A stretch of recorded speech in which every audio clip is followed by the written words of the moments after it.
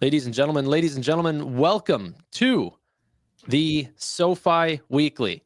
With me, you have the great and powerful Roy Crossroads, Tevis from Fundamentals of Investing, and the great and powerful Tim Sweeney. Tim, how you doing? I'm doing good. How you guys doing? Doing very good. Roy? I'll let Tevis tell me how I'm doing, and then I'm doing based on that. So, how am I doing, Tevis? Roy, the famous GameStop investor, is doing swimmingly this week after he perfectly predicted a 15% pump. Are you friends with Roaring Kitty? Because he was like, tomorrow Roaring Kitty's going to tweet, and that's exactly what happened. Stock shot up. Do you know him personally? Alex Chris is my brother. Roaring Kitty is my cousin. So, hey man, good connections to have. Famous treasury investor Roy Crossroads betting on GME. So he only likes fixed income products like GME.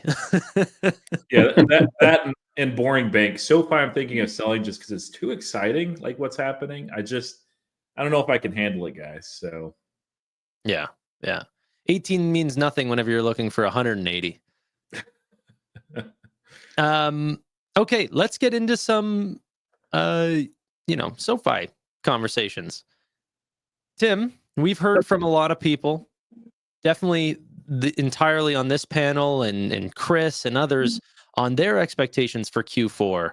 But so far, what's the reason for SoFi going up to 18, and what do you think is going to happen on Monday?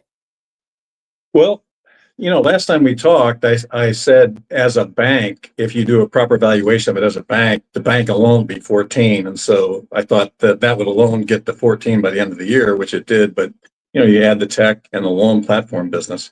But I think what's going on here is I think, everybody's waiting for that tech multiple to come in. And they say, well, it's going to really re-rate the stock and tech multiple. But if you think about it, the loan platform business kind of deserves a hybrid multiple. And I'll tell you why. Because, the tech business, you use your intangible assets and you're going to grow it. You don't really use your book value, doesn't mean anything. And so you actually have a higher multiple that's based on your earnings or earnings growth. A tangible book value metric for a bank is pretty much a liquidation value. And it doesn't really measure growth. And if everybody had the same growth, it might be something to look at. But I think we're getting out of, especially with what was William Blair predicted, 70% loan platform business versus 30% lending. When you get to those kind of numbers, and they can push those either way, you deserve, the tangible book value metric goes kind of out the window, as you can see, because Compass Point said it's 1.2 multiple tangible book, and William Blair said it's 8.6.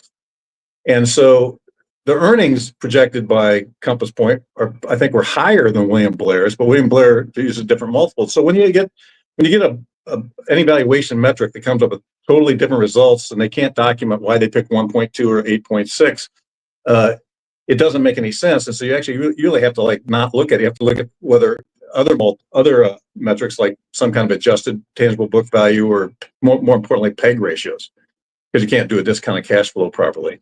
And so I think what we're doing, I think the stock, not necessarily retail investors, but I think institutional investors are looking at it and saying, well, this is maybe kind of a bargain based on its growth, as long as it sustains its growth. And so I think that's where you're going to, is the tangible book value metric for them is kind of going to be out the window, and you're kind of going to get a hybrid multiple if you really want to value it properly.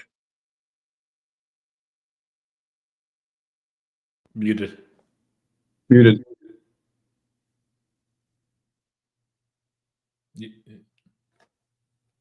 Sorry about that. My bad. Okay. William Blair was pricing it at EV to EBITDA, if I remember correctly, instead of tangible book value. No, they said 8.6 tangible book value. You were 100% correct. But I'm saying the metric that they wanted to look at to get to the $26 to $35 price range was EBITDA. Yeah. Yeah, but if you took an 8x6 multiple times, say, compared to the 1.2 multiple of Compass Point at $6, you're looking at $42. You know, Mm, so when you look at all these guys' earnings projections, I think they're all low, but the multiples they apply are just crazy because they don't justify their multiples except saying, oh, I have some study that says the multiples are this or that. Price earnings, like even KBW uses a PE of 10 when Bank of America is 16, Wells Fargo is 16, JP Morgan's 15, Citibank's 23, and those don't have the same growth, right? Even American Express, if you're using that as an example and say it should be similar to American Express has a 10% growth, not a 30% growth. So right. they're not adjusting for growth accurately. And so they, in like court, they never stand up in any of these valuations because they don't substantiate where they get their numbers. And it's really kind of a throw the dart at the dartboard kind of valuation. They're just, they continue to use metrics that have been debunked or disproven, or they don't adjust them for growth, or they don't adjust them for results. They don't adjust them for future potential.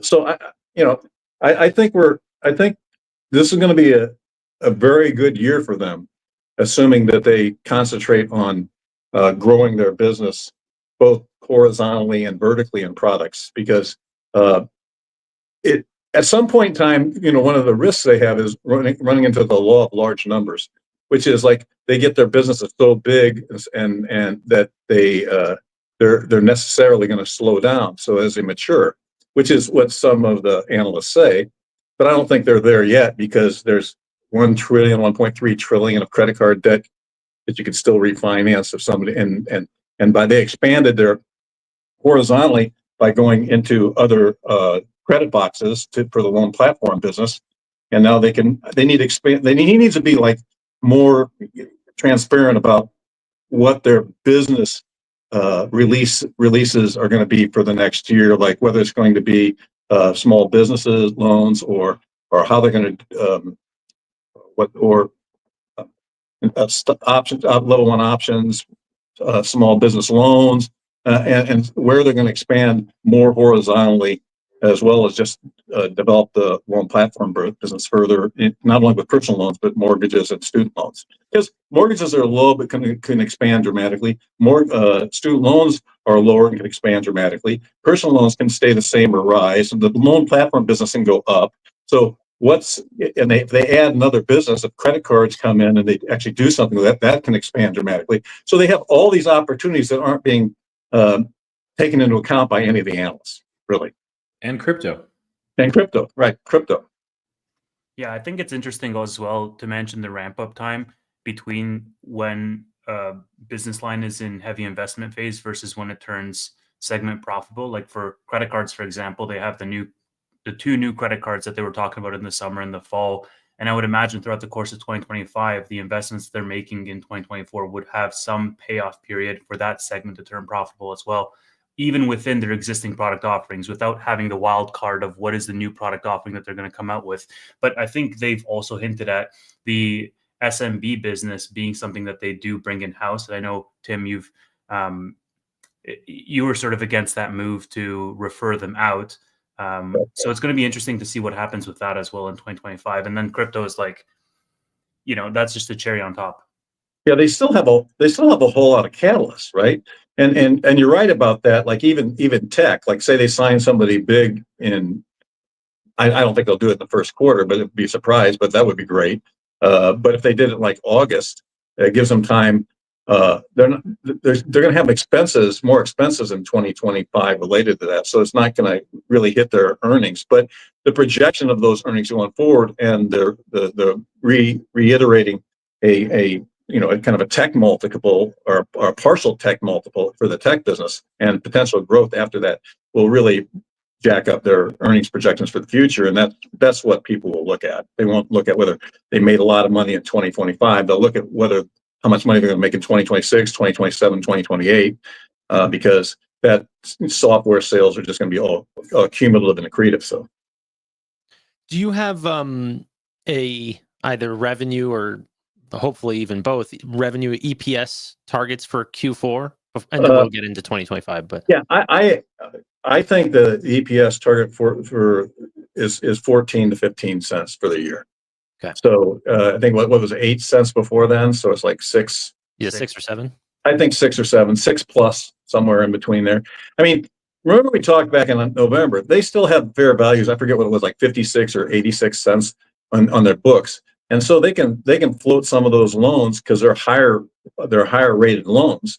And if they don't, they can float some of those loans into the loan platform business, and then not only avoid the write-off of the remaining fair values to jack up their earnings, but also probably get additional fair values because the rates are higher in those loans. So it's he has a lot of functionality in how to manage his earnings for that. I think it might be actually higher than that, but I think he's going to back off because 2025 is his year. I think you guys had a podcast where you were saying what would be the earnings be for next year, and I think Tevis was at 40 cents. He might have to get it to 40 cents. I mean, he really might have to get to 40 cents. Tevis was at 45, so yeah, 40 cents is a little extra. Yeah, so I don't think he's going to project that because he's really too conservative. But this is a time I think I would predict that Noto's taking the gloves off on this earnings call. He started to last earnings call, but I think he's going to take the gloves off because I think his confidence is boosted by the stock price finally moving towards what he believes the value of the company is. And his whole transaction that he did indicates that, because he makes the most money if that stock gets over 30, right? Now it's a longer wait, right? But the sooner it gets to 30, the better for him. And so he's really betting, he has 2 million shares if it goes lower, and he only has to pay 700,000 shares if it goes higher. So that's a pretty big bet. On the other hand, it's actually, he will generate at that level, he'll generate about a little over 1 million shares there. So he'll have an equivalent extra 1 million shares to keep, plus the 1.2 for each of the tranches that he gets. So you can say, well, if he doesn't get to 45, he'll still have the same number of shares. And he effectively sold them at $30 when the stock was 16. So I think he's really bullish. Chris Hager also made an interesting point that I don't think we should gloss over, which is that the gap between 17 and 45, the highest tranche, is so large that they essentially need to internally try to boost the stock up to 30 or so that the highest tranche is within a manageable distance in 2026, especially because it's in June and they have to hold that level for quite a while. So Tevis, yeah, I think he was talking about the loan that he took out that he will have to pay back. No, I know, but I'm just saying in terms of the stock price for 2025, it lends way for Noto to be more aggressive in terms of his execution and as well his guidance, so as to be more aggressive to boost that stock price up. Whereas in 24 or whatnot, I mean, it's more so, it's a different macro environment as well, but we can't be in a situation where we're at, let's say, $22 by the end of this year and they want to hit 45 by 26. They just won't have enough time to do it. So he needs to be more aggressive. Like I'm saying, aside from that transaction. Well, I'm pretty sure he would be, because it's like in a C-suite area, he's probably trying to hit 35 by the end of the year. That's because that's the only way he's going to get it, because he has to get by March, and so he has to have stellar results for 2025 and the first quarter of 2026 to get to the 45.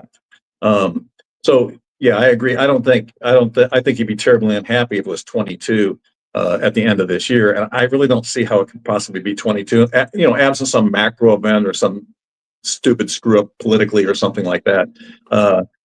There's too much headwinds with him. I mean, if they get if the Fed rates slowly drop, mortgage rates will start to come down in March or April. So they'll get like at least 6 months of maybe upgrading mortgages, and student loans are going to be stopped. The forgiveness is going to be stopped by Trump. So that's going to ramp up because it's private loans. And if he stops public loans or whatever he does that, or changes or adjusts them, that's a lot of wind at his back. I mean, I don't see where the only problem would be if inflation came back really dramatically. But if they did, the fair values won't be an issue because they'll just sell everything on the loan platform business. The real question is whether they can keep up enough originations to fulfill that demand as interest rates start to fall, as long as they're falling steadily. You don't want to drop off the cliff of interest rates. If you do that, you have all the refinances, all the paybacks early, and it's a lot of work. You'd have to probably just to modify the loans to keep those fair values. Because if you modify the loan and extend it a little bit, your fair market, your present value of that loan can be a little bit higher, and therefore you don't have to write off any of the fair values. I mean, the fair value issue is pretty much dead. I don't even know why people keep looking at it. I mean, it feels like one of those things that, it's confirmation bias, basically, that if somebody has set in their mind, and some people's minds are very hard to change, and that's fine, that SoFi is a terrible company to invest in, then at a certain point, they're just looking for reasons. Not everybody, and they're not always doing this consciously, but, bulls can do that on the other side too, where you're just grasping at straws and you're like, oh, look, this random thing happened. It's going to the moon. I honestly think that there's some of that going on, and just people, especially those that are bearish on SoFi, are fairly obdurate. They're missing the big picture. Yeah, the bull scenario in my mind isn't like, what people don't realize is you can look at the numbers and you can say, let me guess what they're going to be based on what they said and everything. But this is a business, so you got to think it from a business perspective. When they have to run their business every day to get from zero, they start at zero every new quarter. And so you have to add that. And so you really want to watch how they're developing their business. And like what he did with the loan platform business tells everybody that he is ahead of the curve on this. And so the transparency and what he says on the call with regard to what's going to happen the next year is important, because I did a post where I said one of the most bullish things they did in last year was not give guidance for 2025. Because if they gave a low guidance, that it would hit it. They get a high guidance and they didn't hit it, that would be a problem. But now he has to give guidance for 2025, and I think Tevis is right. He has to show that he can get to those numbers in 2026, and he's not going to show up by saying, "Give me 24 cents guidance." So I had 6 cents final quarter, and that's all I'm going to get next year. That's going to like really hurt the stock. He's not going to do that, right? He's going to give guidance probably at least 28 to 30 cents, and then he can hit the 35 to 40 cents. And but I kind of agree with Tevis. I'm leaning more towards the 45 as an actual thing, and because I think he's going to have to shoot. If I'm advising CEO, I say you got to shoot for 35 at the end of the year to get everything. Now you got to remember, they don't have to get everything, right? He said 35, he still gets 2.6 million shares, right? And he's boosted the share price. But he's probably got enough money that he wants to get to the 45 for his employees. Now, but what you're going to see here in the next quarter, you're going to see a lot of employees selling. You're going to have traders they're trading the trend after earnings are announced. They're going to pick apart like one little issue. Like, for example, they might say, "Oh, lending wasn't what it's supposed to be," but you can't look at lending anymore just as lending. You have to look at lending and the loan platform business together to see how they're really doing. Because if the loan platform business is substantially higher and lending's a little low, that's immaterial. If both of them are higher, then it could be off to the races. But I think he's got to. This is time to get on the horse and start riding, and I think he has to show that in the conference call. Well, not only that, but you have to keep in mind, and I do think that the narrative around the company will change. I guess maybe that's a glass half full optimistic view, because historically, I mean, this was a student lender that was judged predominantly on those results, and then it became more dynamic to include the personal loan side of things, and now the majority of the conversation is around lending. But if we just extrapolate out the numbers and we just assume, hey, lending's going to grow 30%, let's say, or 25%, and financial services is going to grow 80%, well, what you have is in 4 quarters, by the end of the year, financial services is going to be their biggest individual revenue contributor. And so that, I think, I hope, I suspect, will change the narrative around analysts and how they view this business, where it's closer to a fintech commanding a hybrid valuation as opposed to like, Wells Fargo commanding like a tangible, book value conversation. Yeah, I think the analyst community, people don't realize that these guys, I mean, some of them are really good, but they really don't, they're following so many companies, they really can't do a good job of it. I follow one company and I've got 40 years of experience. And I'm going to tell you, if I was doing a valuation of SoFi from quarter to quarter, you can't really use the past numbers. You got to start from scratch and do it. And that would take 1 to 2 weeks. And these guys do it in a day. So you got to give them a little credit. They're just throwing darts, right? And their multiples are just, this is very typical of valuation guys generally.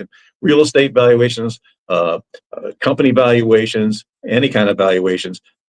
They get down to like all the numbers are the same. It comes down like in real estate to the cap rate, and then you argue about what the cap rate is. You argue what the multiple is if you're using price earnings, or what's the multiple use. And all these guys get away with saying, well, we looked at the group that we think is similar, and we think it's 2, 10, 15, 20, or whatever. They don't ever document what that is.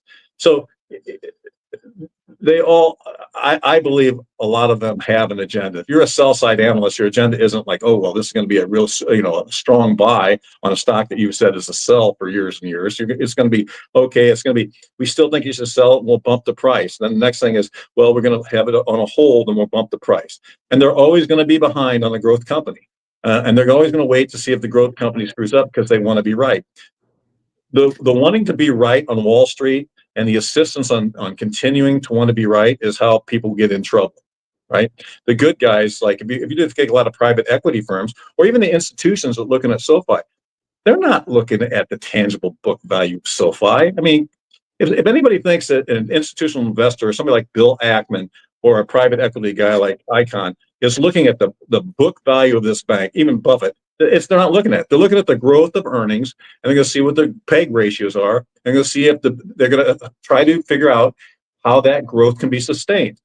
And so the issues going forward for SoFi is how can they sustain growth and add growth horizontally in breadth and vertically in products. And if they can do that and they maintain their growth ratios, the stock is tremendously undervalued. Tim, do you think it makes any difference, or do you think it makes a difference to many that SoFi is now profitable on a full year basis? Or do you think that just an argument that just a few were cherry picking as a reason to be bearish on SoFi, and it's not? Well, you got a lot of institutional investors. The old analysis is you didn't buy anything under $10, and you didn't buy anything unless it had 4 quarters of profitability, and you didn't buy anything that even if it was profitable, if it had some boost to profitability by some kind of transaction. And sometimes they looked at like the write-off of the intangible assets, which I think most people would just ignore because on an ongoing basis it's meaningless. I mean, if it's meaningless for tangible book value, why is it so meaningful for EPS? I mean, it doesn't make any sense, really. It's not a cash flow kind of thing. It'd be adjusted out of a cash flow analysis anyway. So it's just that there's a little bit of bank. I think of these trying, of people trying to show other banks that they're trying on their side. I think SoFi is. I mean, I won't tell you what bank or what executives, but these executives at a particular bank said they were worried about SoFi's model because they don't think they can compete.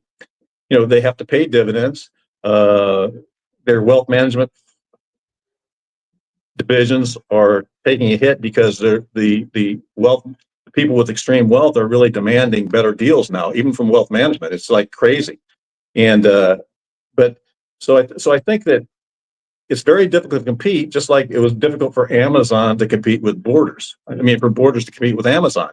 And so they said, oh, it's a very nice environment. You can come in all the time. We have, they were touting the things that were their keys to their destruction.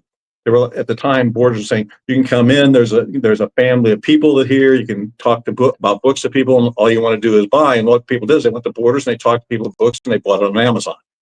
And that's the same thing that happens with banks. I mean, that's what I did. I go to Bank of America, I use a Bank of America business checking account because I have to, and then everything else I just send to SoFi.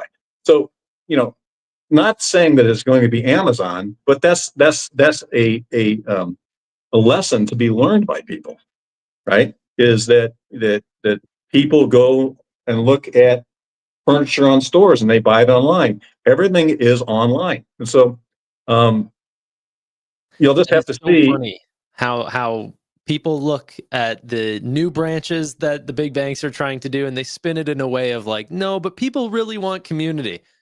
And it's like, well, I don't know. The community at the cost of having lower APYs in your accounts and more account fees and harder time to get appointments with financial advisors. Like, I don't know if people are wanting that, that community feel at that level of a cost.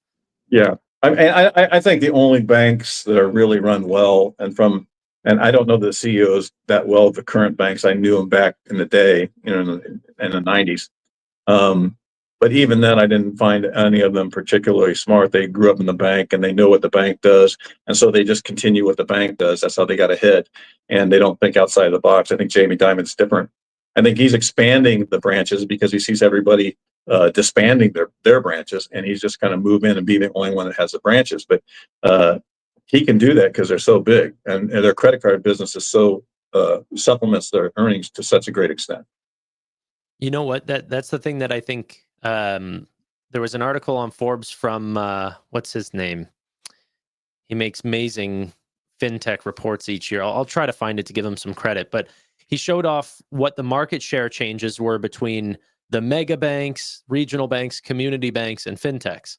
And the two places that ended up growing their market share was fintechs and mega banks.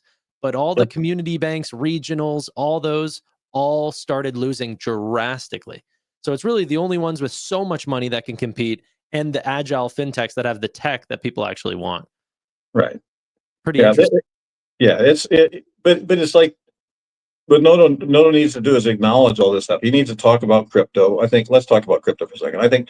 I think I'm assuming that Noto has already had discussions with the OCC because his charter was conditioned on him not having crypto or getting rid of crypto. So he's going to have to get the OCC to amend that. And he should have been talking to them like a long time ago. So if he makes an announcement, you got, crypto, will they go back to like, using Coinbase as a third-party custodian, or the banks are going to custody as a second alternative? Then you got to get to whether it's going to be a digital currency that you can use to pay. And that last one's going to be that's going to be a tough issue for Bitcoin. It's going to be a tough issue for everybody. But I would suspect you're going to get something with regard to banks custodying and then keeping the record keeping and tax record keeping for when people turn the crypto over to dollars to buy stuff with. I don't see in the near future using Bitcoin to buy dollars. I mean, when the gold was a gold reserve, a little history back in the the 30s and 34, Roosevelt basically took all the gold and he took all the gold at one price and gave cash, and he immediately jacked up the price of the gold. He was basically confiscating all the gold from people because they were, he wanted to use that for the good of everybody.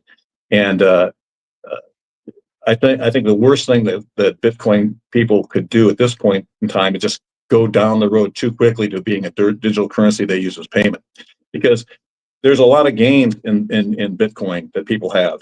They're not going to let those gains go untaxed. And so every time you make a payment with Bitcoin, you're going to have a tax liability. And so how you deal with that is going to be a huge political issue, because you can't just say everybody who has Bitcoin doesn't have to pay taxes and they can just use it as a payment as a dollar. You got to exchange it, like exchange gold and foreign currencies. And there's also this idea that the idea of Bitcoin being a non-government currency that you can just keep and nobody can take it from you, and it's in the cloud and you can go country to country to use it. You kind of lose that if you can use it as digital payments, because it's kind of very tough to say how that works, right? You go buy a car with, you say, here's my one Bitcoin, and they can say, well, we need tax withholding. So then you have to sell another Bitcoin to pay your taxes. And so the tax effect of taxing anything dramatically affects the value of that thing, right? So if I was a Bitcoin, and I'm not because I don't think Bitcoin is going to be valuable or used in the future, because I think it probably is. But I think it's going to be more of banks the government will have banks have custody of that, and then you'll keep it as an investable asset where you can keep your anonymity if you want, and then turn it into dollars when you buy stuff, and that will help the dollar as the world currency. And so I think what Trump's trying to do is get a hold of the Bitcoin and be the leader in Bitcoin, so he can keep being the leader in the dollar. Yeah, I think stablecoins is the what we'll see banks really go after, and it seems like that there's maybe a little bit less red tape with that. It's not as complicated. There's even within the SEC's mind a division between, well, not just SEC but Basel III too, a division between what stablecoins are and also tokenized assets, real world tokenized assets. Versus all the other cryptos too, and there is a difference. So one, if it's a typical, not algorithmic stable coin, but one that's a one-for-one basis that's backed by something real, Like there's just not the same measure of risk for a bank holding that or trying to keep track of all of what you had mentioned, for Bitcoin or Ethereum or, whatever other currency, Fartcoin, if you throw that out there. Yeah, but I think even the stable coins, there's some risk there by what it's backed. You have to audit all that and everything. I mean, that's a tough time with Bitcoin. Is like, there's 21 million maximum Bitcoin you have. Some people have lost. I'd say there's like 2 or 3 million of them lost. But the transparency you have at Bitcoin, if you're using it as a direct payment mode, you're going to lose a lot of that transparency. It's kind of what they did with gold in the 33. Is it was a gold reserve. It was a reserve currency backed by gold, and they use it. Even the gold certificates, they just confiscated all of them. Once they knew where they were, they confiscated them all. Because once you have the power to tax something, you have the power to take something. And so my best advice for people who are pushing Bitcoin is I would push for banks to be the custodian. I would push for them to be translated into stable coins and to pay the tax when you convert them, because you don't want to have to do it on you don't want to have the transparency that's going to be required. It's going to be pretty great. But I think they'll probably do something like the third-party custody custodian, Coinbase or something, really relatively quickly. The other one's going to take some time because the OCC has to, they're going to have to do some kind of regulations of it. They have to have some laws or some structure. They can't just issue a letter. And whenever the OCC issues regulations, once the regulation is drafted and finalized, which will take some time with the working group, then you got 60 days of notice period, and then you got an extra 30 days. So to get to the bank custody, step, and I think they might get the digital currency payment step, in a longer time frame.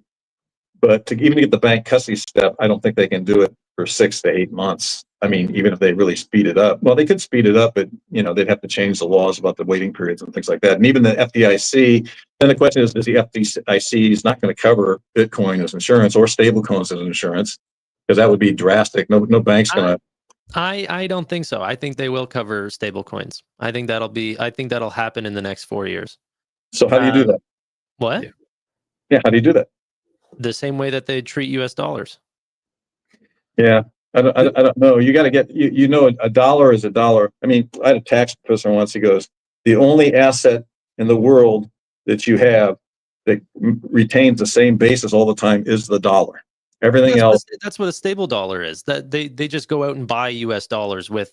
Okay. If it's a stable coin based on the dollar, I get it. But the stable coins based on real estate or stable coins based on anything else, I wouldn't agree with that. But we'll see. No, they're the ones that we're talking about are all based on either dollars or euros, or they could be based on different currencies, but most of them, I'd say 90+% are based on US dollars. Yeah. There have been a lot of US denominated stable coins that have come out in the last year and a half, and a lot of them are very strict on themselves as far as self-auditing. Not self-auditing. They'll have another party audit it on like a monthly basis. That's PayPal's, for example. Actually, I think all the Paxos products are that same way, and they're prudentially regulated too. So there's not a chance that it just, we didn't have the assets. You don't have like FTX or any of the algorithmic stablecoin nonsense. You don't have to worry about the changing value of the dollar because it's pegged to the dollar. And it's basically cash and cash equivalent. So I think that's pretty easy because there's already, at least in the government's mind, a differentiation between those two things of crypto. So I don't think that's a large leap. It maybe is, for other forms of payment as far as crypto. Those things will eventually get figured out. But I do appreciate what you said, Tim, as far as the length of time that it might take for, and you didn't necessarily say SoFi Invest platform coming back, but that it's not probably going to come back on Monday. We're waiting on the government. It's not SoFi lagging here. I think that they're ready to hit the ground running. If they're not, they will be by the time but the difficulty is, and I wanted to actually share this if Tanner's gone, so maybe he can't put this up. But this is SR 22-6. And the difficulty is, with banks is essentially, let's see if I can find this. Prior to engaging in new activities of any kind, and you can argue that this is new for SoFi, maybe, I don't know. Banking organization must ensure that such activities are legally permissible. And then there's a whole bunch to it. But basically, This, which is not repealed, puts the onus on the banks where they have to ensure that they're meeting regulation. They can't be, some neobank or some fintech that just starts offering it. And if it's not okay, they might have a fine, they might not, they might have to change things. That's not good enough for banks. Banks have to make sure it's a completely clear runway before they even begin acceleration that way. So right. The only thing I'm saying is the way they did it before is probably they could probably pretty quickly, and they'll probably, I mean, I'm not positive, I don't know, but I'm sure that Noto has pre-contacted them and saying, what do we need to do when this happens? Because it's been 3 months, and that people have known about the likelihood that this will happen. And so, but when you do a full bank custody, it's like, how do you do that? How are you going to do that? What regulations? There's no regulations. So you got to get OCC regulations, you got to get FDIC regulations, and you got to go through that process. And that means you're dealing with a lot of lawyers, and you're dealing with a lot of group people, and you're dealing with a lot of people that have, the working group has their job cut out for them if they really want to move quickly. So, but I'm sure that there's a lot of them have an incentive to move quickly. Tim, you said 6 to 8 months. Roy, I think you've said 2 years. No, I said in 2 years. So that's within 2 years. Gotcha. And it's so basically this year or next year. My guess is it's probably very late this year or very early the next. So basically a year from now. Tevis, you're probably the most bullish. When does SoFi get crypto on their platform? I would say this year, right? I mean, I know we talked about this even before the SAB 121 thing came out, and the main stopping factor was not SoFi's ability to jump on this in a timely manner. It was how bureaucratic systems move and the lethargy with regards to government. And it seems as though, within the first week, you can't have asked for a movement, at least in the right direction, any quicker than that. You got this, it started the ball rolling is my point. And now discrepancies between the OCC and the SEC and all this legalese, I do think that what we're seeing, at least in the first week of the new administration, is we're seeing that, hey, there are pro-crypto administration. They're moving quickly on it. It's a priority in their term, and they want to spur more business activity in that sense. And that's all I can really ask for, because SoFi on the other side of that equation is ready to jump. Yeah, I think this is going to be a Q1. I think you're going to see SoFi crypto in Q1, like this quarter one. And the reason why I say that is because the Trump administration is not saying the SEC needs to stop cracking down on crypto. They're saying regulatory bodies need to stop cracking down on crypto. And that is overseeing the OCC. So I can't imagine they step in after letters from SoFi saying, okay, it's time, we followed your rules, that they are going to make some exemption for SoFi to continuously not have SoFi on their platform to make sure that they still have a bank license. It's not only that, but the administration, this is how I see it, right? All the smaller bureaucratic offices are one thing, and then the administration supersedes all of them through, if an executive order were to come out, then okay, you're done right there. That's that. It's not only Anthony Noto in the ear of people in Trump's administration, it's the heads of all of the major banks that want to have more exposure into crypto. And so I think that the willingness to cooperate with the private sector is all that it takes, because, whomever, maybe not Jamie Dimon himself, but other heads of banks, of chartered banks, will be in the ear of the administration to say, hey, there's actually these regulations specifically that stop us, and here's how you can help. Yeah, they can move the regulatory process faster, but I think you got to remember they are banks, and the banking system can't take some kind of crushing defeat because of crypto. And so they're going to have to do some kind of regulatory things, because you're not, you open up to just the big banks or all the banks or all the regional banks and all the small banks. What's it look like at my community bank? What's it look like at brokerages?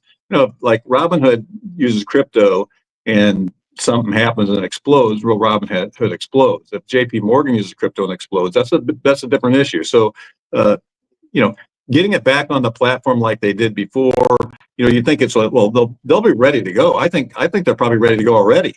The question is how fast can you move the regulators to change the regulations or adopt regulations? Now, lawyers can move really fast if they push them. So, but even say you get in the first quarter, say he says we're gonna get it back on our platform with Coinbase this quarter. Next quarter, we think the regulations or the second quarter or the third quarter, the regulations are going to be defined and we're going to go full speed on it. That's all he needs to say, really. Because if you have to wait 3 months or 6 months to get it's still going to boost the stock next Tuesday. And you guys, Tevis and Tanner, I think part of the reason why you're expecting it a lot sooner than Tim and I are is because you're Canadian. And I don't mean that as an insult. Sometimes I do, but not this time. So you have the population equivalent of California, like one of our states. And we have in the United States, and I don't get this sense in Canada, maybe I'm wrong, I don't know Canada like too well, that there's a very, very strong separation of powers in the United States government by design. And what that does, it has a lot of benefits, but what that also does is, barring an actual emergency where everybody and everything is just really focused on that, there is a good deal of attention and focus on this, but not to that level. It takes time to move past regulatory hurdles, to drop legislature, to have, of course, the legislative branch, the executive branch. It's not just Donald Trump pinning it. And Tim is exactly right that these are banks. And like we have Basel II, Basel III, all these other documents just because of the great financial crisis in 2008, that if the banking system fails in the United States, like we're done. It's over. I mean, not really, but to be honest,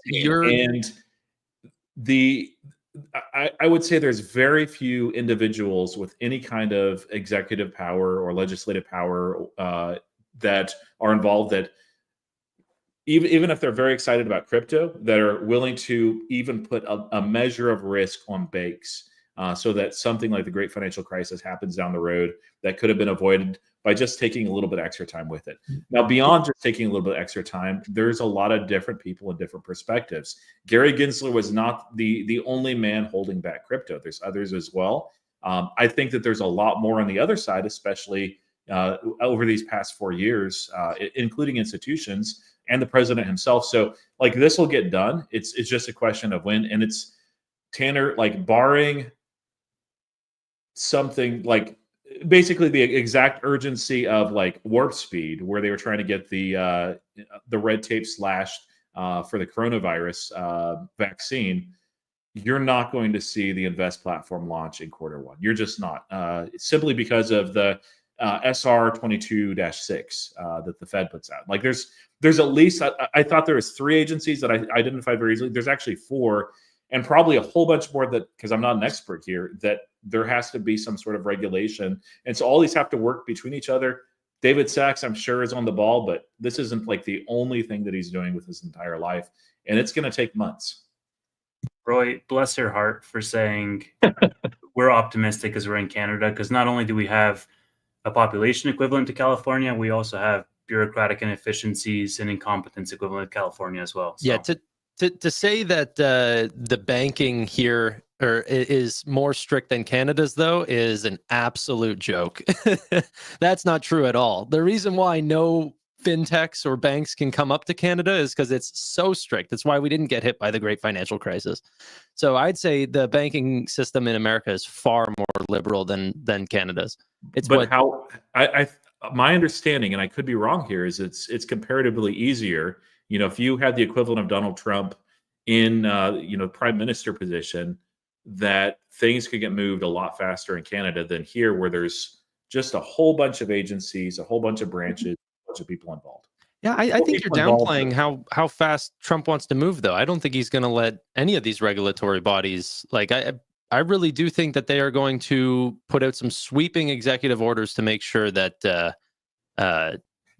he gets what he wants. And That's essentially exactly where my confidence also comes from. It's not from the actual agencies themselves. It's from broad sweeping executive orders that may or may not come. They're going to step out of the way, or they're going to lose their job. They're going to get kicked I out. mean, they're Like going to lose Gary. their job regardless because there's going to be cuts across the board. But Or if they follow along, they'll be the The executive order is not sufficient here, guys. Like what Donald Trump did basically is Not it's kind of this like one. I'm having saying that they a will boulder on the top of a mountain, and he gave it a great shove, and it's starting to roll down, and it'll pick up speed as it goes down. But that doesn't create regulation. That doesn't create legislation like the banks really need for this. That's why, like, if you look at whitehouse.gov, look at the executive orders that came out. They're all like a page or two. They're not long. And then you look at something like Basel III. It's like, my goodness, like 86 pages, and that's a small document. The only caveat I would say, and it would depend if, I hate to keep referencing Jamie Dimon, but if the guys of the big banks, I think of the senior executives of big banks, I think Trump would respect Jamie Dimon.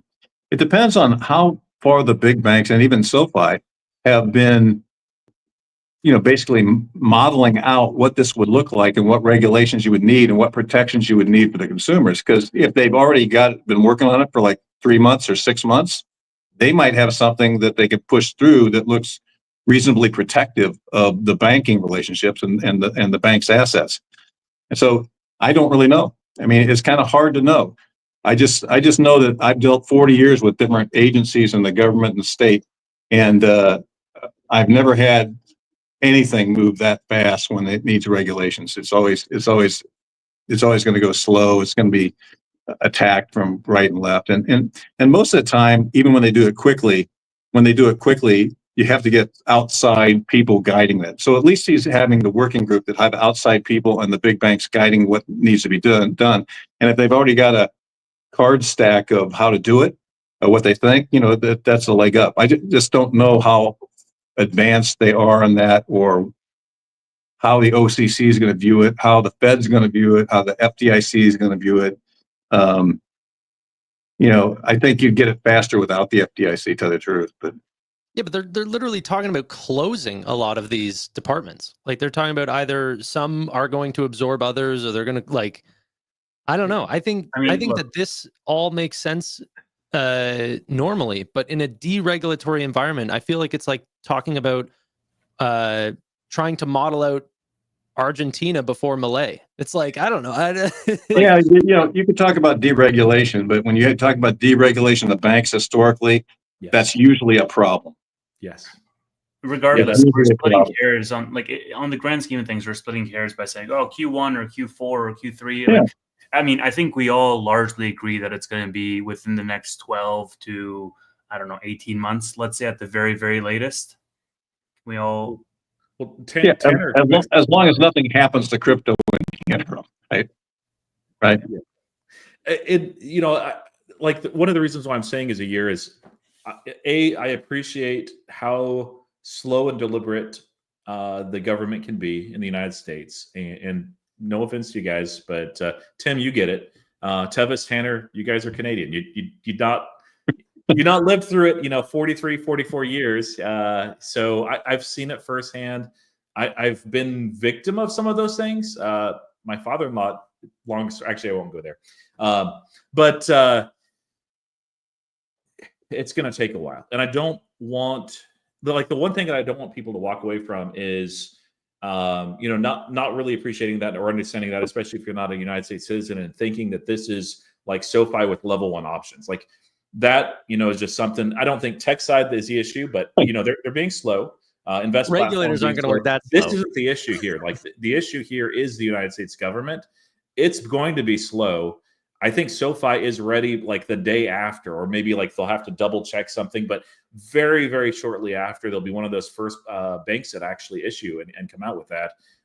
But they have to wait right now. So I don't want somebody to like expect and be like, oh man, this is happening Q1 and Q2, when I think that the odds are incredibly slim for Q1. Q2, if they give it, like if this, and I don't think this is, but if this is Donald Trump's number one thing on his entire agenda, maybe it gets done late Q2, maybe. I don't think this is his number one. I think this is maybe not even top 10 for him, but it is very important. It does get done. You're right, Tevis. That it's getting done, that we're even having this discussion is fantastic. If it gets done in 6 months, it would be a really good and rapid development. I think if it gets done in 6 months, that's everybody working their ass off. If it gets done sooner than that, I'd be kind of concerned about what the regulations were, except for the caveat, they could have been working on this thing for 4 months already. You don't know. Yeah. You don't know. I mean, there's a lot of people that bought a lot of Bitcoin in the last 6 months, and they weren't buying it thinking this wasn't going to happen. You know Right? what? I think what Roy said is true. If it's anything like level 1 options, we've got a real problem. Trump might not even be in office by the time that SoFi gets level 1 options. So it's funny that we literally we're saying, oh, Noto can move within the week if this is allowed by regulators. And meanwhile, last week, Roy and I were saying, do humans land on Mars first, or does SoFi get level 1 options first? Like, what the discrepancy is there? Level 1. So if you guys remember the original rumor that came out, what I had ended up hearing was that it got pushed back to early 2025. Level 1 options did. So they were working on robo advisory. They were working on all these products, but a lot of those are pushed out now. So So Tanner, you're saying Q1, which comes first, level 1 options or this? That's an interesting one. I'll say level 1 options. Maybe. I think you're right on that one. But I think Q1. One of the differences, though, and it's a big difference, is I think the issue with level 1 options is not the ability. It's just, it's not a priority. Versus crypto, the way that Anthony Noto has spoken about crypto, the way that they launched a crypto platform in the past, that is a high priority. And so I would be a little surprised. And actually, I kind of want to ask this question to you guys too. How much do you think Anthony Noto talks about this? Does he even mention it unless an analyst questions him? Or is this coming in an after interview with Jim Cramer? How do you think that'll be mentioned on Monday? You mean crypto or level 1 options? Yeah, crypto, SAB 121 being repealed, the Invest platform. I'll give you a 3-to-1 odds that he mentions it in the conference call. I think so too.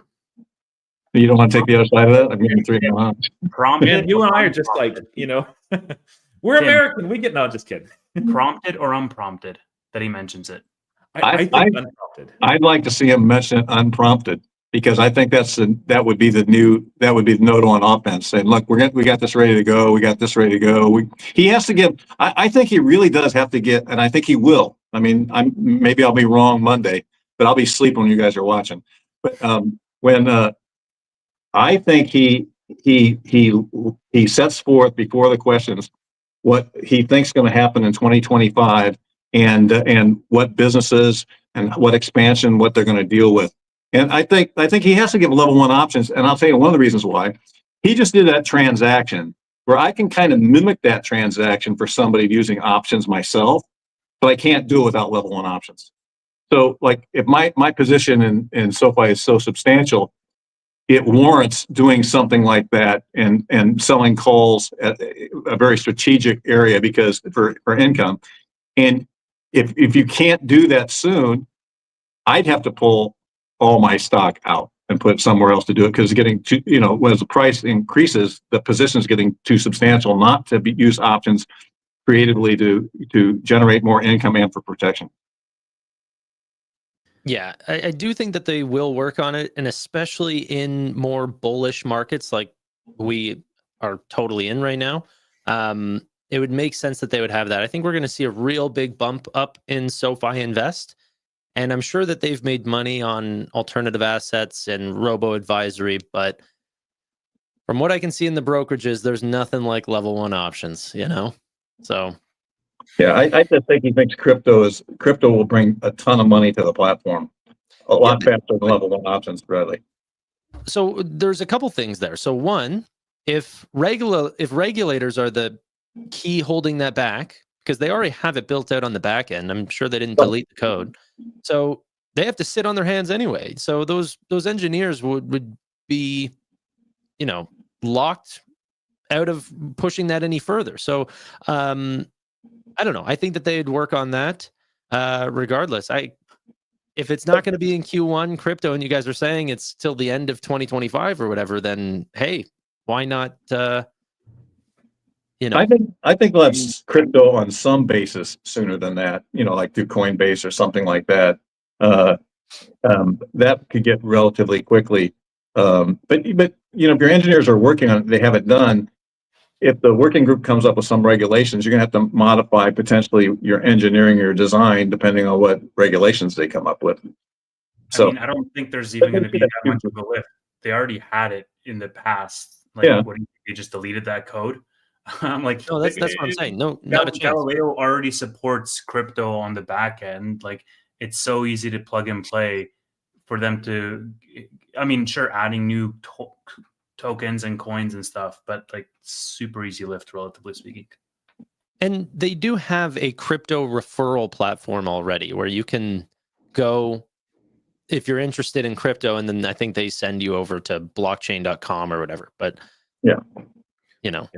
two different partners. My prediction is he says it before asked, and I think it'll help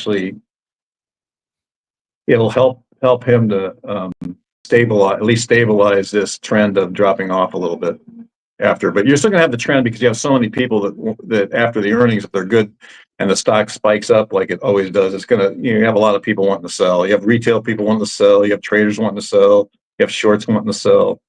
So it's you can expect a little bit of a decline after that, and then ramping back up.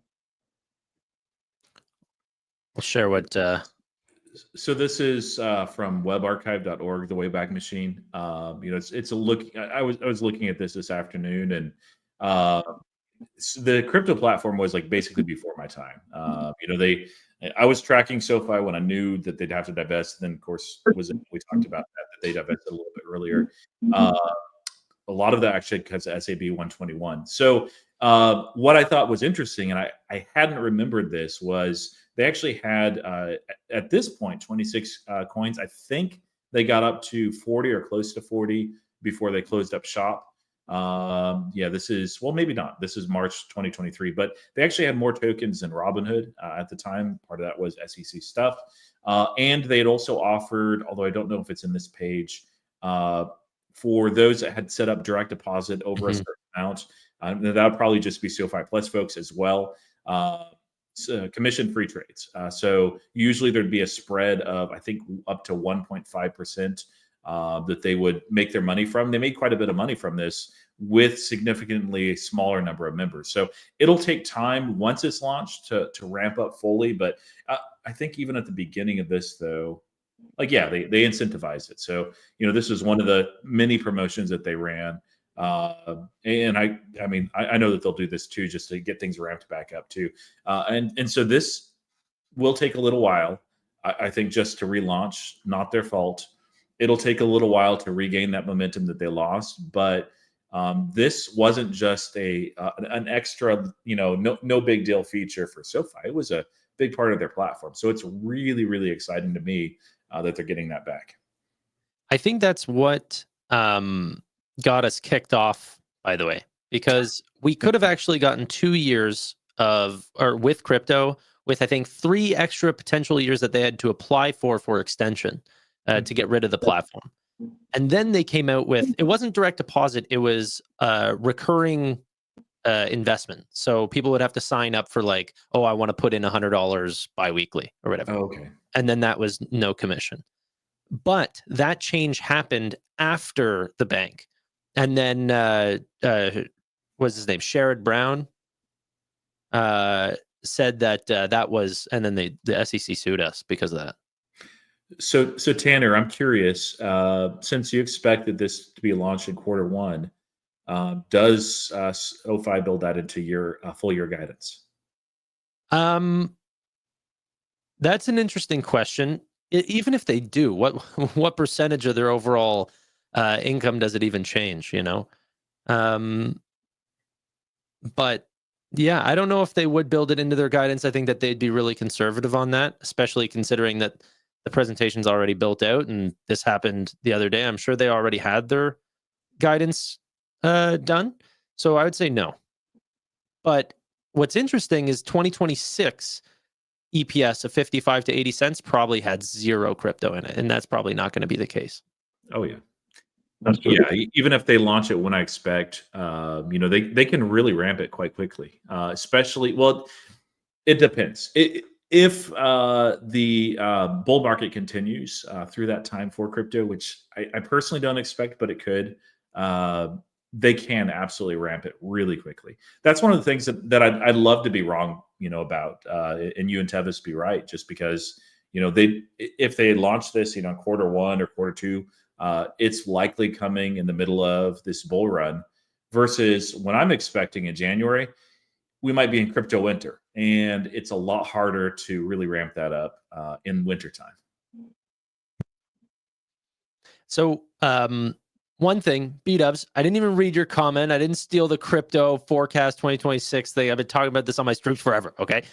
But Seamus here says 55 to 80 cents didn't even have the loan platform. What do you guys think about this? Because I am actually, I think, in a pretty unique camp where I think that it did. I'm pretty sure it did. I mean, I did a post where I said he didn't just issue that loan platform like third quarter and say, "Oh, okay, let's have a loan platform." I think his whole thing, like lending is going to decline last January, was it's going to decline because we're going to be a little bit cognizant of increase in rates. But if you think about it, if you thought the rates may increase, the loan platform business is a no-brainer, right? And so I think he knew when they set guidance that they have a loan platform. So I think that's probably included in the guidance. But I also think he didn't think it would be as successful as it actually is.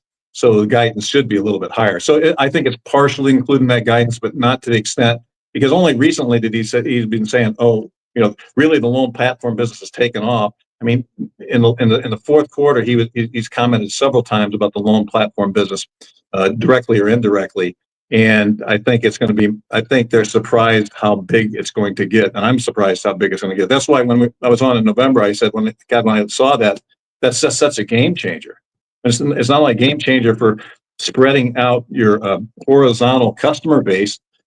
But like I said, it gets you. It effectively is a stair step to a different type of multiple that you would get for tech, because a multiple that loan platform business shouldn't be a bank tangible book value multiple. Not even close. Unless we want to value Lending Club that way, which nobody does. Yeah. What is your guidance expectations for 2026? I did actually take this one from B-Dub, so I'll give him his credit. I think it's going to be 65 to 90, and I think that's conservative. Got you. And conservative. Yeah. It is if they do 45 cents to 25. Just saying. Let's see. If you go to 40 to 90, that's a big jump, but he's got a lot of stuff that can hit in 2025. I still think he's shooting for $30 to $35 a share by the end of this year. He won't say it. I think you brought up a good point, like way early on in the conversation, where you said the level of enthusiasm that he's going to bring to this earnings call, knowing that his stock is at $18, is going to be a different Noto that we have not heard before, or at least not since IPOE, I think it's going to be the promoter Noto.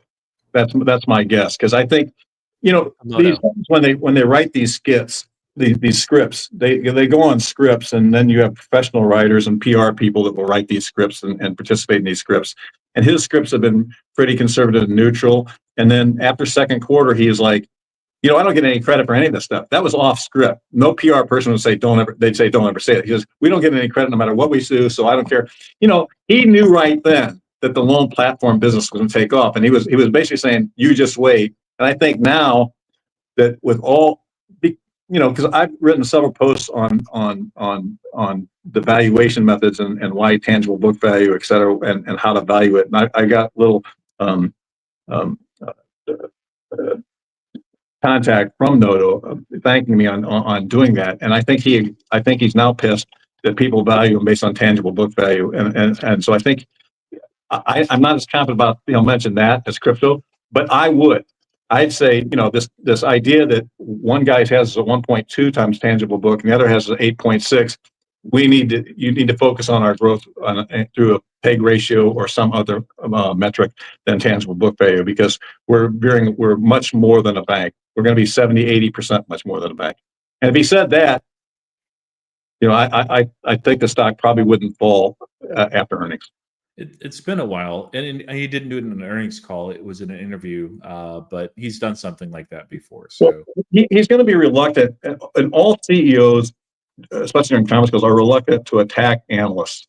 It's just the thing is you never want to do it, but that doesn't mean he wouldn't encourage other people to do it, right? Because he probably feels that way. But the whole analyst community has an ongoing business that they don't want to disrupt, and so they kind of stick up for each other, even though their opinions are completely different.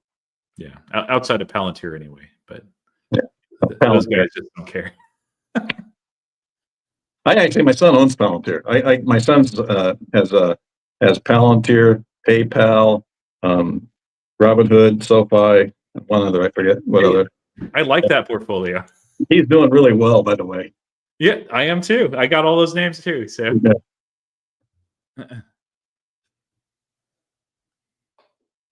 you're muted. You're muted. I got 2 more stories to cover, and then we'll get out of here. Okay.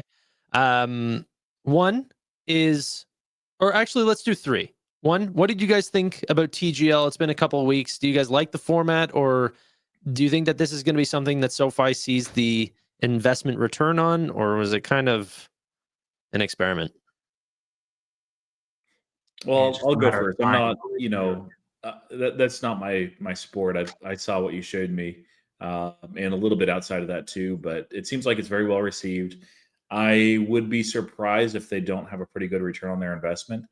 SoFi's plastered all over that, and it seems like the popularity of it so far, and that can diminish over time, is a lot more than was anticipated. So usually that's a good indication that you're going to get a good bang for your buck. I think for traditional, I'm a big golfer. So I think for traditional golfers, it's kind of lackluster to watch it, but I don't think that's their market. I think their market, like there's a lot of driving range. I forget what the big driving ranges are where people go just to hit golf balls in the range. They have them all over the country. Topgolf? Yeah, Topgolf. They do a hell of a business and they make a lot of money. And none of the people that go there are golfers, really. But they like to see balls hit and stuff like that. I think the popularity is going to be based on the interaction between the players and the doubling the bets and things like that, because people like to watch that stuff. And it's a huge, like it's kind of like a Top Golf on steroids that people would love to play at, because it's tech about tech people that go to Top Golf would probably love it, but it's great marketing. Whether it's successful, it's wait to be seen for building their business, but it's great marketing. Tevis, any thoughts? Yeah, I mean, SoFi Center, I don't think we know the actual amount, but it's something that's comparable to what they spent for SoFi Stadium, where I thought it was much, much less, but it actually seems much more involved as an investment. So will they earn out? I just think it's a matter of time, right? I don't think that sport is going to die down or the popularity is going to die down. It's just, what is the ROI multiplied by how long it's going to take them to make their original investment. And that's going to make it a worthwhile investment or not. But on a macro, if you look at just unaided brand awareness as a whole, you just diversify into another category. And there is going to be some overlap between SoFi Stadium attendees or people who watch the NFL matches and the people who are going to watch this. But all the sides of that Venn diagram where there is no overlap is opportunity for them. So I do think that it will be successful. And I think it's just them implementing their tried and true playbook around how do they increase their brand awareness. And so I think of it mainly in 2 layers. Number one, what is the dollars and cents of this being good ROI from an investment perspective? And then aside from that, what is the qualitative aspect of what this does to brand awareness that is not so easy to measure in a black and white method, but will pay dividends down the line for them. Yeah. I think it's boring. Okay, so next topic is Warner Brothers Discovery. Did you guys see this story? You mean Warner Brothers Disney? Warner Brothers Disney. Yeah. That was a little mishap in one of the comment sections. But Warner Brothers Discovery, Anthony Noto ended up showing up on the board of directors. What do you guys think about this? Is this anything that we should think about whenever we're thinking about SoFi? Is this more of a passion project, the advertising side of his mind? Is this a side thing for him? Is this something to do with SoFi? What do you guys think? It's very typical for very successful CEOs and even chief financial officers to get offers to go on boards. I mean, I've had offers to go to the boards, but usually the boards that I get offers on don't have enough insurance for me to be comfortable with it. But you want somebody who's successful, who has a broad range of experience that would be additive, because you don't want everybody to be yes man. He's definitely not a yes man, so he would be a good person to have on a board. I don't think he's on any other boards. I think that's kind of a natural progression to his CEO office to be on a board. It could have some connections to for marketing and things like that. So there might be some joint things that or reasons that he does it that are related to SoFi, but he could do it for a lot of reasons unrelated to SoFi. Yeah, it's pretty typical. Oh, sorry, Roy. Pretty typical, not concerning. Get your streaming right. Yeah, I mean, I think there might be overlap, but I don't think that's the primary reason he's going. It's not like an undercover mission that he's going to secretly help SoFi. I think it's just more so for him personally. And if there is a happy medium, then I'm sure he'll explore it. Mm-hmm. And Tevis, do you think that 4% is too high? Do you think that 3.8% is a little bit better? It's the same thing, dude. I'm talking. I mean, just to clarify to everyone, this is the APYs being offered in the SoFi savings accounts went from 4% down to 3.8%. Is this a worthy topic of conversation? Is this expectations of a rate cut? Is this them just trying to get better costs on their deposits? They don't think that they need to offer that high to get the amount of deposits flowing in. What are we seeing? Yeah, it's better margins for them. That's good for us as investors. As somebody that uses SoFi as his main bank, like it's a little bit annoying, but it happens. I'm certainly not going to go back to Wells Fargo as my main bank for their 0.1% interest or whatever it was. So yeah, it doesn't change anything for me on that standpoint. The one thing that I do think is pretty nice, and we kind of had indication of this before. I think it means that you're right, Tanner. Your price is right at us when it came to member growth. You had the highest number for this quarter. It's not a guarantee, but it's likely that they're very, very happy with member growth where it's at. It's also a lower cost of capital, which means that they could also lower some rates for their loans. So it could be we're going to have to lower rates to the loans, then get ahead of that to get an advantage. And to do that, we'll lower our cost of capital to get the same spread. Beat up said here, and I didn't actually verify this, but it makes sense, I think, or 70 points. Fed dropped 100 basis points. SoFi dropped 80. Is that true? We were at 4.6% before? Right. Yeah, okay. That is right. Yeah. Yeah. All right. Well, those are all the stories. Ladies and gentlemen, I think we're going to kick it off into after hours chat, but yeah. Wait, that's it. Any last thoughts? Before we do that, can I just super rapid fire 30 seconds? Tim, what does the stock close Monday on? Close or high and low? Close. High, low, and close. I mean, I got to be honest with you. I have no idea. If it closes low or than I thought, I'll buy some. If it closes higher, then I'll be happy. So I'm kind of happy either way. But I'll give a number if you guys give a number. I'll show you mine if you show me yours. I will say it will close because I think Noto is going to bring the power. I think it's going to close 1890. It's not a big move, Tim. It's like Yeah. 18. It's like Yeah, less but than you're going to have. If you didn't ask me what the high would be, I think it's going to go higher than that. It might hit your 20, but I think it's going to close at 1890. Now that I'm going out on my limb. I remember I said it'd be 7 to 9 for 6 months, and I said it'd be 12 to 14 at the end of the. I mean, 9 to 12 on the run up, and 14. I got a pretty good record of this, but I might blow it. I was going to never answer this question because I didn't want to blow my record, but I think I just probably did. No, you probably are the most right, but it's the least fun. Yeah, I'm gonna go with 11 again, guys. No, just kidding. I think 75 is my target, though. Yeah, that's the hope. That's the high on the day. Yeah. And then it closes back at 1890. Tevis? I mean, honestly, man, like I have, same with you, Tim. I have no horse because I have covered calls at like 23, 22. And so for me, if they tank on earnings and if they close at 16, then I'm happy. If they close at 20, I'm still happy, you know. I do think that just going off the trend of more recent earnings that we will see a retracement, but it really does depend on what Anthony Noto provides. And this is a big one because we have full year guidance as well. So we could, I don't think we're going to break 23. Yeah, but you said you had covered calls I on do it. have covered calls at 23. So we'll see. I changed mine to 23 and a half. No. Yeah. No, I was just thinking the same thing. Yeah. No, I'll say something like high 19s, like 1960 or something like this.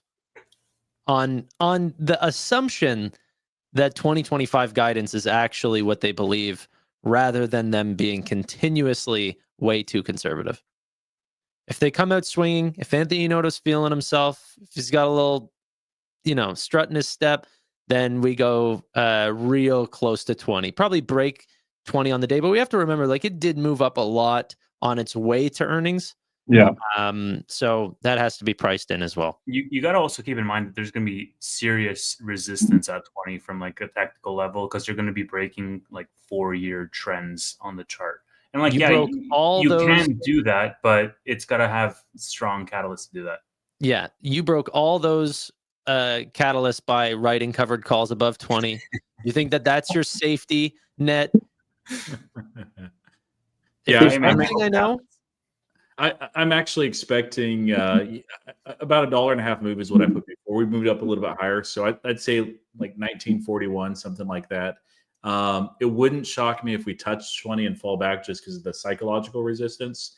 There, people want to take a profit. They're entitled to.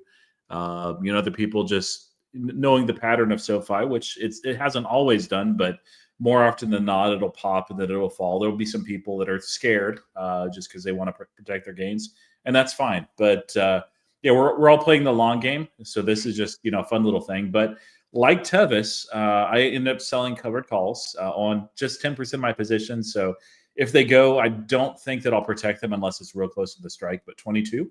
And I also sold cash secured puts at 15.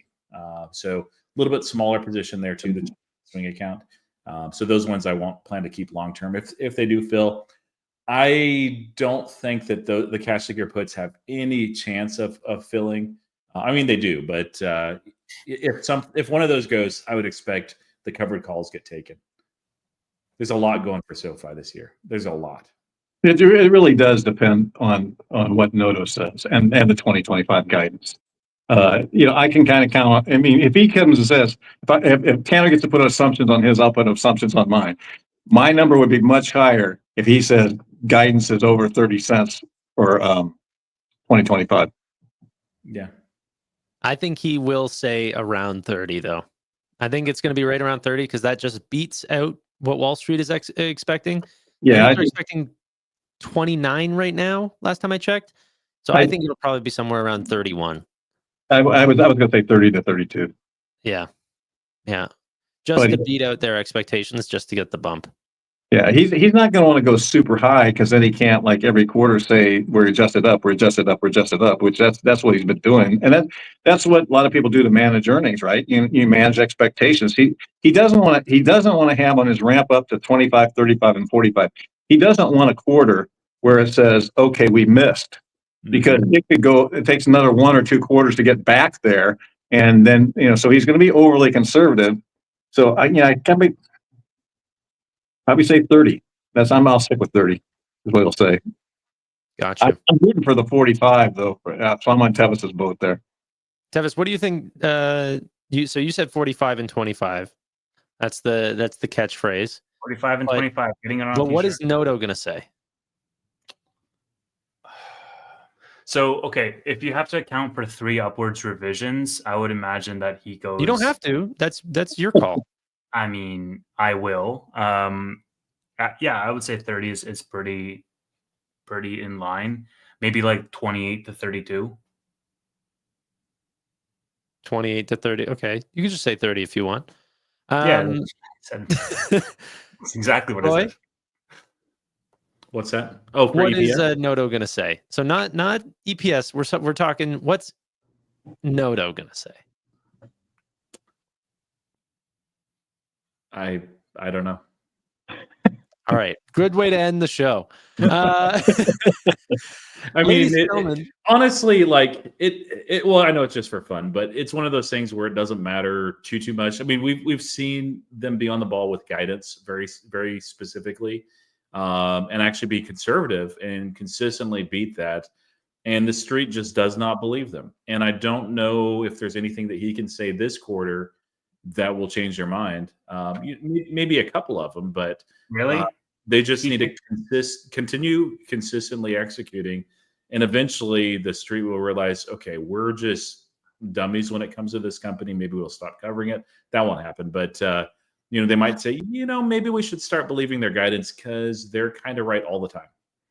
Roy, what do you mean there's nothing they can say this quarter? If Noto literally comes out and says, hey, we see 40 to 45 cents in EPS, all my covered calls are taken out. No, but you know what? Here's the thing is like he's already said 55 to 80 and the analyst went, nah. Yeah, exactly. Like, if he came out and he was like, 90, it's like, oh no, he's just lying now. He's trying to pump and get, his performance package. No, but if he actually explain, if I could write his script for this, you could guarantee it would hit 23. But it just depends on what he wants to do. But he doesn't want to. He's not overly aggressive guy. He wants to be conservative. He doesn't want to do something that he can't hit. So he's going to do something that he can hit, right? But I think he's going to be a little bit more aggressive. He has to be more aggressive on the 2025 numbers. He has to, because he's never going to hit the 26 numbers unless he gets better numbers for 2025 than what the street has on. Can you imagine if Alex Karp became interim CEO, how fast it would run up on earnings calls? That'd be fun. A little different personality than Anthony Noto. Love them both though, but yeah. But you got to appreciate that he's taking the slow game. But if you look at all when he talks about football and how he says that you got to play defense in the first quarter, second quarter, where is he? Because I think he switched to offense a quarter ago. So you're going to see. I just think you're going to see a more offensive Anthony Noto, but it's not going to be like it's not going to be. He's not going to be talking crap to people. I just think he's going to be laying out his vision for the other businesses and timetables and stuff like that. I think that's what he's going to do, and I think that will be very effective. Ladies and gentlemen, we have a live stream set for Monday morning at 6:55 a.m. Eastern Standard Time, okay? So what's going to happen? We have 5 minutes to get coffee, to sit down, tell the kids to be quiet, okay? And what's going to happen is 7 o'clock we get the press release. That's whenever all the numbers initially come out. We're going to be breaking that down over the next hour, hopefully trying to get a couple different guests on. Tim, if you're available during that time, even for 10 minutes, I think you said you might not even be up during that time. But. Well, I'll see my availability based on what my kids doing. But yeah, even if you pop in for 10, that would be great commentary on your expectations for numbers. So, or not expectations, but your, If it hits 23, I'm definitely going to wake up and get on. perfect. But then from 7 to 8, we'll be breaking down the numbers. At 8 o'clock, the earnings call starts. That's going to lead us to 9. We'll probably wait to see market open through 9:30, and then that'll be the whole stream. It'll be a long one. We'll be some tired SoFi investors, but happens 4 times a year. This is our Super Bowl every quarter. Should be a lot of fun. Hope to see you guys all there, but we have a SoFi after hours show to launch, and we are 25 minutes over schedule already. So let's wrap, boys. Thanks, Tim. Appreciate your time. Thank you, guys. Bye. Bye for now. Oh my God, I almost messed that up.